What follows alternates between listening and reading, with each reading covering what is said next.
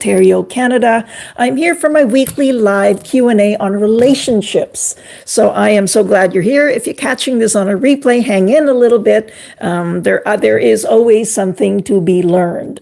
And so today's topic, I want to talk about, did I just mark up my face? Today's topic, I want to talk about that phrase, emotional abuse.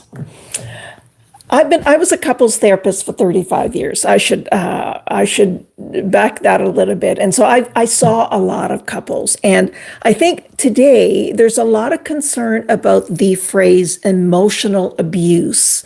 It's almost like it's being used as a buzzword. Everybody's kind of throwing it out there like it's spam mail. And so I think I want to differentiate between emotional abuse or the relationship just being difficult at this time. There is a huge distinction between both, and this is why I create videos on it. I create videos to get some clarity about what is and what isn't happening in your relationship. All right.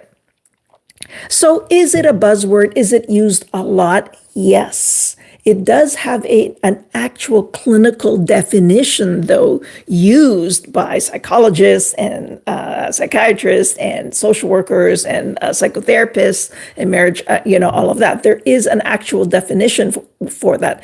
But the way I view it, it is a consistent pattern that makes you feel smaller in your relationship, where it is, if you think about all the relationships you have, or all the elements in your life, the relationship is where you feel the smallest most, if not all of the time.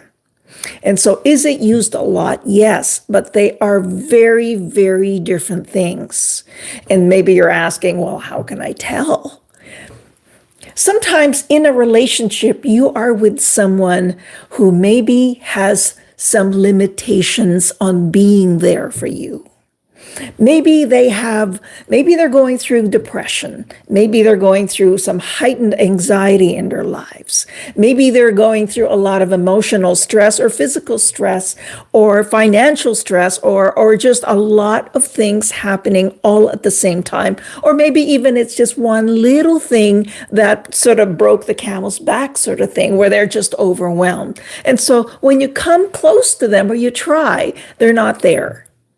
And so I wouldn't call those emotionally abusive people because they're not being available to you. And maybe they might say things like, not now, I can't right now, please. Maybe it's like a pulling away sort of thing.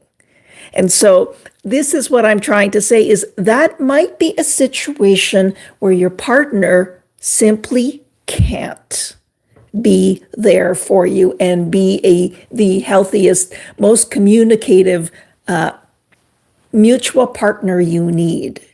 Huge difference. I'm going to talk about it usually gets down to the difference between can't and won't. So then you're saying, okay, you told me about the can't, what's the won't?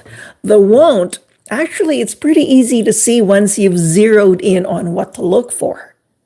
Here's the difference. Does your partner show emotional availability to other people?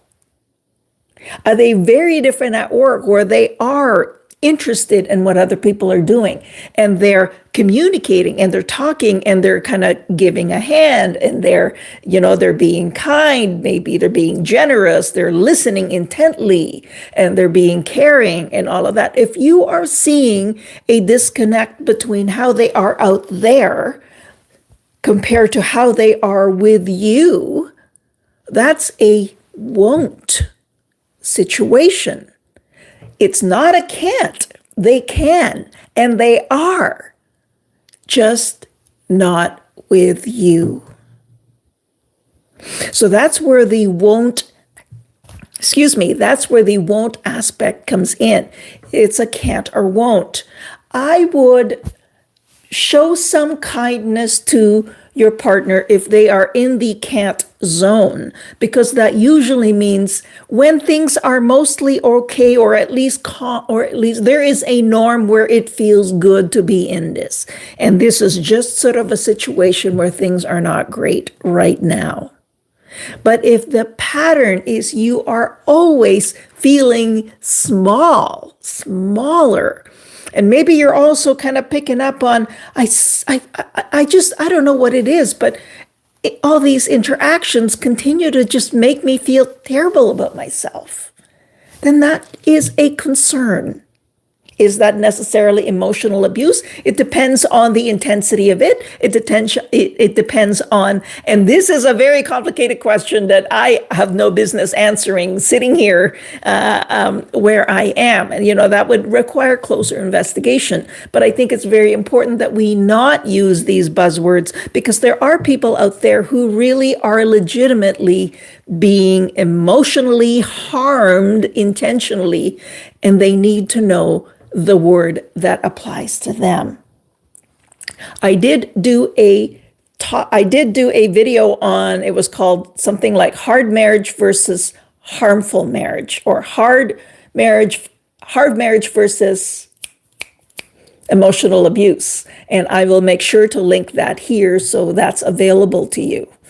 And I think it's very important that we don't overuse the term, but whether we use the words emotional abuse or not, let's just pay attention to the patterns in our relationship and how we feel.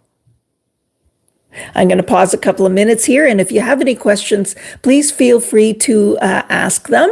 If you're catching this on a replay and you have kind of some thoughts about what you've just watched, feel free to comment, and I do read them. And I do my best to respond to them in a timely manner.